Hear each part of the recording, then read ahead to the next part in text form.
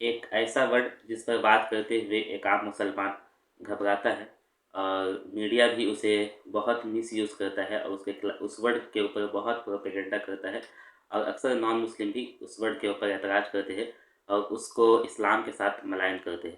تو ہم آج بات کریں گے اسی ورڈ کے اوپر، اسی ٹاپک کے اوپر۔ وہ ٹاپک ہے حلال۔ جیسا کہ ہم جانتے ہیں کہ اسلامی نظام میں نکاح اور طلاق دونوں ایک خاندانی نظام کا حصہ ہے۔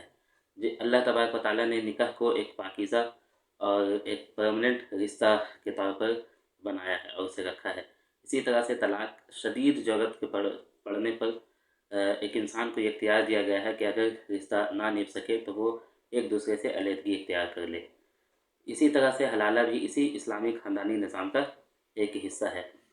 تو ہم سب سے پہلے قرآن کی آیت دیکھتے ہیں۔ سورہ بقرہ کی آیت ہے کہ جب کوئی شوہر اپنی بیوی کو تیسری بار طلاق دے دے تو وہ اس وقت تک اپنے شوہر کے لیے حلال نہیں ہو سکتی جب تک وہ کسی دوسرے شوہر سے نکاح نہ کر لے اور پھر وہاں طلاق نہ ہو جائے۔ یہ اس آیت کا مفہوم ہے۔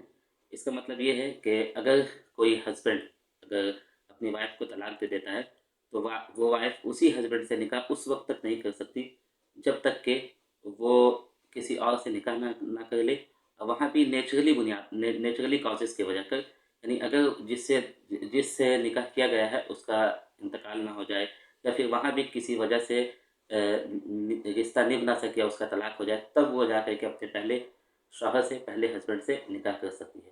اور یہ جو پورا مطلب یہ جو پروسیس ہے یہ پری پلان نہیں ہونا چاہیے۔ اگر کوئی پری پلاننگ کر کے یعنی پہلے سے منصوبہ بندی بنا کر کے کرتا ہو کہ میں کچھ مہینے کے لیے یا کچھ دنوں کے لیے اس دوسرے شخص سے نکاح کر رہا ہوں، اس کے بعد اس سے طلاق لے کر کے پھر میں اپنے پرانے ہسبینڈ سے، یا پھر وہ آدمی یہ چاہے کہ میں اسے کسی سے نکاح کروا دیتا ہوں اور اس کے بعد پھر میں خود نکاح کر لوں گا، تو یہ پری پلانڈ ہے، یہ اسلام میں حرام ہے، اور آپ صلی اللہ علیہ وسلم نے خود اس پر لعنت فرمائی ہے۔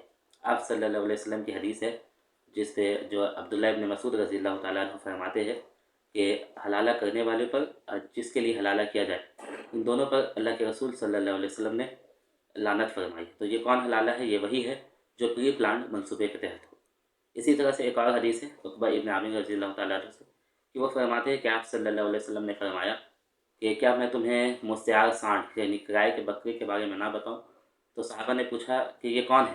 تو آپ صلی اللہ علیہ وسلم نے فرمایا کہ وہ حلالہ کرنے والے اور حلالہ کروانے والے ہیں، یعنی جو پلاننگ کے ساتھ جو حلالہ کی جاتی ہے، تو اسے آپ سماج کی لعنت تو کہہ سکتے ہیں، یعنی یہ سماج کی مس انڈرسٹینڈنگ تو کہہ سکتے ہیں، لیکن اس کا اسلام سے کوئی لینا دینا نہیں، اور ایسا ہوتا بھی نہیں ہے۔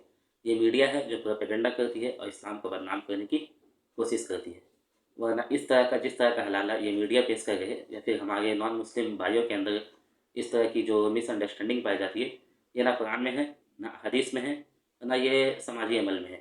اگر کوئی اس طرح کا کرتا ہے تو آپ اسے سماج کا برائی کہہ سکتے ہیں، لیکن اسے اسلام سے آپ قطعی نہیں جوڑ سکتے۔ تو یہ وہ باتیں تھیں جو میں نے آپ کے سامنے پیش کی ہے، اور امید ہے آپ کو یہ باتیں سمجھ میں آئی ہوگی کہ جس حلالہ کا ذکر میڈیا کرتا ہے یا پھر وہ لوگ کرتے ہیں جسے پتہ نہیں ہے، تو اس کا ذکر نہ قرآن کریم میں ہے، نہ حدیث رسول صلی اللہ علیہ وسلم میں ہے۔ تو یہ امید ہے آپ کا جو مسکنسیپشن ہے وہ کلیئر ہوا ہوگا۔